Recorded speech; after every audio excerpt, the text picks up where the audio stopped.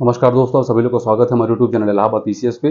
देखिए, आज की क्लास में हम यूपी पीएससी में एक अलग से एग्जाम होता है असिस्टेंट इंजीनियर का, उसके बारे में जो कुछ भी वैकेंसी से रिलेटेड डाउट हैं आज की क्लास में उसको हम क्लियर करेंगे। ये वैकेंसी कब आ सकती है, कितनी पोस्ट पे आ सकती है और उसके लिए क्या क्या एलिजिबिलिटी होंगी, उस सबको हम क्या करेंगे, डिस्कस करेंगे। इसके साथ साथ एग्जाम का पैटर्न क्या होता है, उसका सिलेबस क्या होता है, कितने मार्क्स के होते हैं, कितने नेगेटिव मार्किंग उसमें होती है, इस तरीके के जो भी डाउट हैं आज की क्लास में क्लियर करेंगे। तो चलिए वीडियो को स्टार्ट करते हैं। देखिए, ये जो हमारा पोस्ट है यूपी पीएससी एई का, मतलब कि असिस्टेंट इंजीनियर का, कंडक्ट कौन करा रहा है? Uttar Pradesh public service commission. ठीक है, ये 2024 के लिए वैकेंसी के लिए बताई जा रही है, जो कि आपका एक्सपेक्टेड है कि अप्रैल ने तो मई के महीने में इसकी वैकेंसी आएगी। ठीक, कितने पोस्ट पे आएगी उसको भी हम देखते हैं।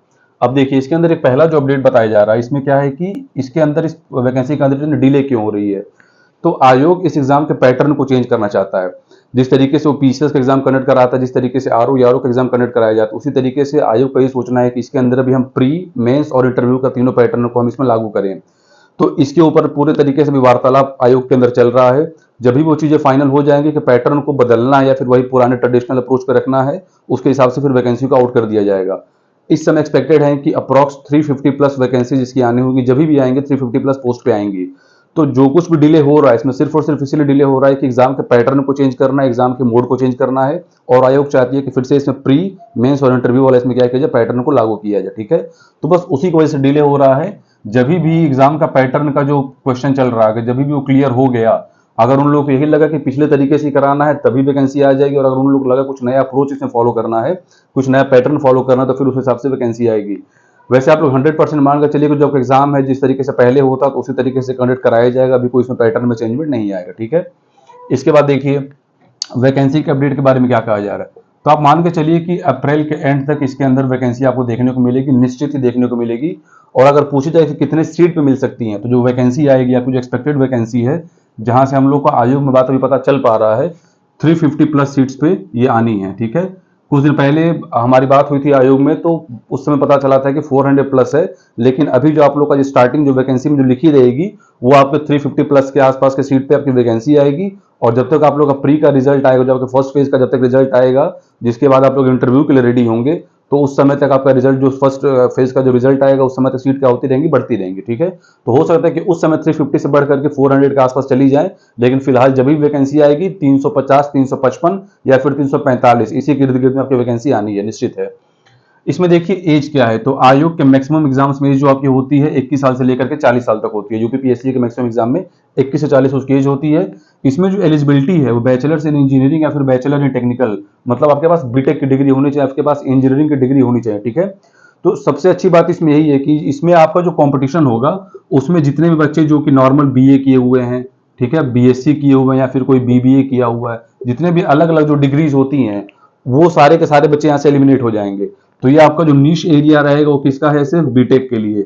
तो इसके अंदर आपको अदर एग्जाम के कंपैरिजन में आपको इसमें कंपटीशन थोड़ा सा कम देखने को मिलेगा, क्योंकि आरओ यारो हो गया, पीसीएस हो गया, तो उसमें वो लोग क्या बोलते हैं कि सिर्फ आपके पास ग्रेजुएशन होना चाहिए, या फिर आप बीए की हो या फिर आप बीटेक की हो, हर आदमी एलिजिबल होता है उस फॉर्म को भरने के लिए, तो ऑटोमेटिक उसमें कंपटीशन बढ़ जाती है। लेकिन इसमें क्या है, इसमें कि इसका निश एरिया है बीटेक, मतलब कि आपके पास इंजीनियरिंग की डिग्री होनी चाहिए, तभी आप इस फॉर्म को भर पाओगे। तो सबसे बड़ा तो यही होगा कि मान के चलिए कि अप्रॉक्स 70% बच्चे या फिर 65 से 70% बच्चे यहाँ से एलिमिनेट हो जाएंगे। आप लोग का जो फाइट रहेगा सिर्फ और सिर्फ बीटेक के बच्चों में रहेगा, 10 बच्चों में आपका फाइट नहीं रहेगा। ठीक, इसके बाद देखिए एग्जाम के पैटर्न को आप समझिए। ये एग्जाम आपका 2 स्टेज में होगा। ठीक है, पहले दिन आपका 2 पेपर कराया जाएगा, पेपर 1 पेपर 2, और इसमें अगर आप क्वालिफाई होते हो तो डायरेक्ट आपका इंटरव्यू के लिए कॉल आएगा आयोग से। ठीक है, तब इसमें समझते हैं कि इसका पैटर्न क्या होता है। जो पेपर 1 इसका रहेगा 375 नंबर का रहेगा, पेपर 2 भी जो रहेगा ये भी 375 नंबर का रहेगा। ठीक है, इसके अंदर जो पेपर 1 के अंदर जो पहला जो पोर्शन आपका होगा क्वेश्चंस का, वो होगा हिंदी का, दूसरा आपका सब्जेक्ट का होगा, मतलब टेक्निकल सब्जेक्ट का होगा। ठीक है, तो इसमें हिंदी के टोटल क्वेश्चन कितने आएंगे, 25। एक क्वेश्चन होगा 3 नंबर का। ठीक है, इसको आपको जानना है। और टेक्निकल के कितने आपके क्वेश्चन आएंगे, जो आपका सब्जेक्ट करेंगे वो 100 होंगे। तो यहाँ पे 100 इंटू 3 कितना हो जाएगा, 300, और 25 इंटू 3 कितना हो जाएगा, 75। तो ये दोनों मिलकर के कितना बना देंगे इसको, 375 मार्क्स। ठीक, इसको हमने ऊपर मेंशन किया है। उसी तरीके से जो सेकंड आपका पेपर होगा, जिसमें कि जीएस आएगा, जनरल स्टडीज या फिर जनरल अवेयरनेस आप उसको कह सकते हैं, तो जीएस का पेपर होगा। उसके साथ साथ कौन सा पेपर होगा, टेक्निकल 2, मतलब कि आपका जो सब्जेक्ट का दूसरा पेपर होगा वो इसमें लिया जाएगा, उसके भी 100 क्वेश्चन आएंगे। ठीक है, तो टेक्निकल आपका सब्जेक्ट के 100 क्वेश्चन और जीएस के कितने आ जाएंगे, 25 क्वेश्चन। तो 25 क्वेश्चन जीएस के, 25 क्वेश्चन हिंदी के, मतलब कि 150 नंबर का आपका जीएस और हिंदी का पेपर होगा, और जो बच जाएगा 300 300 नंबर का आपका सब्जेक्ट का पेपर हो जाएगा, ठीक है। तो ये टोटल कितना कैलकुलेट होकर बन जाएगा 375। तो 375 और 375 कितना हो जाता है 750, ठीक। तो ये 750 मार्क्स आपका टोटल हो जाएगा पेपर 1। अब आपको इंटरव्यू के लिए कम से कम इस पेपर के अंदर आप मान के चलिए कि कैटेगरी वाइज अगर हम देख लें तो अगर आप जनरल कैटेगरी से हो तो कम से कम आपका जो मार्क्स होना चाहिए ना वो 380 प्लस होना चाहिए, 380 प्लस, या फिर आप उसको 400 भी ले सकते हो। तब जाकर के आपका आपका वो सेफ स्कोर होगा और आपको कॉल आएगा किसके लिए, इंटरव्यू के लिए। तो पैटर्न को फिर से समझ लीजिए, एक ही दिन में दोनों पेपर होंगे, पेपर 1 और पेपर 2, बीच में गैप आपको मिल जाएगा 2-2.5 घंटे का। उसमें पहला जो आपका फेज होगा हिंदी का, जिसके 25 क्वेश्चन होंगे आपके पेपर 1 से, मतलब आपके रियल पेपर से जो आपका टेक्निकल एग्जाम होगा, जो टेक्निकल पेपर होगा वहां से 100 क्वेश्चन आएंगे। पेपर 2 में 25 क्वेश्चन जीएस होंगे, जनरल स्टडीज के। इसके अंदर क्या आएगा, हिस्ट्री, ज्योग्राफी, पॉलिटी, यूपी का सेंसस, यूपी स्पेशल, जो कुछ भी आप नॉर्मल एक सिलेबस होता है प्रीलिम्स का, पीसीएस का भी आप उसको डाउनलोड करके इंटरनेट से देख सकते हैं।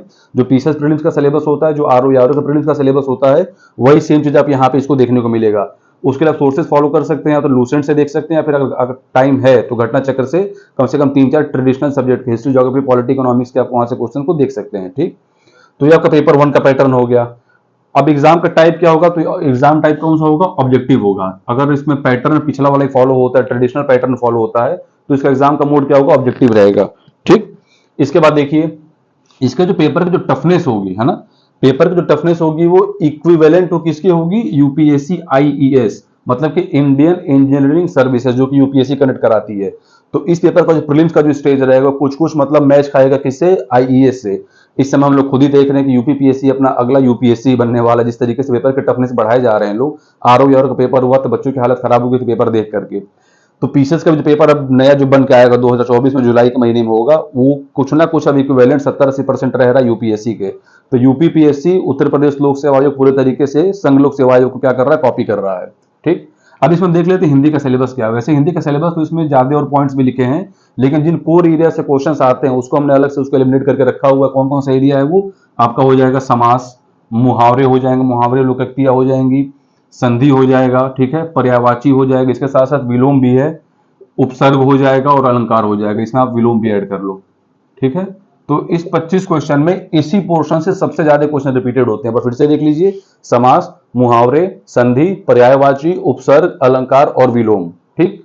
तो ये आपका हिंदी का सिलेबस हो जाएगा। जीएस का हमने बता ही दिया, history, geography, polity, economics, UP special, census, survey, UP budget, economy survey, जो कुछ भी यूपी से रिलेटेड है आपको वहां से जीएस को पूरे तरीके से कंप्लीट कर लेना है, ठीक। और जो आपका जीएस कंप्लीट होना चाहिए, हिस्ट्री, ज्योग्राफी वगैरह वो सब इंडिया लेवल का रहना चाहिए, मतलब कि पूरा प्रॉपर वो जीएस होना चाहिए। Ancient history, medieval history, modern history, geography, Indian geography, world geography, इस तरीके से आपको लेकर चलना है। अब कुछ अलग अलग पोस्ट के लिए कुछ अलग अलग एलिजिबिलिटी होती है कि आपके पास किसी और स्ट्रीम में बैचलर्स की डिग्री है तो आपके लिए किसी और पोस्ट के लिए आपके क्या रहेगा, कंपटीशन रहेगी, और उस पोस्ट के हिसाब से उतनी वैकेंसी उसकी आई रहेंगी। तो हमने 2-3 को नोट डाउन किया, उसको आप देख लीजिए। जैसे कि असिस्टेंट इंजीनियर किस डिपार्टमेंट में, सिविल में, ठीक है। आपके पास सिविल में उसकी क्या होनी चाहिए, बैचलर्स की डिग्री होनी चाहिए। सिविल में आपके पास इंजीनियरिंग होना चाहिए। आप काम कहाँ पे करोगे, पीडब्ल्यूडी डिपार्टमेंट में, मतलब पब्लिक वर्क डिपार्टमेंट में आप आराम से काम करोगे, असिस्टेंट इंजीनियर बनोगे, बहुत ही शानदार पोस्ट होती है वो, ठीक है।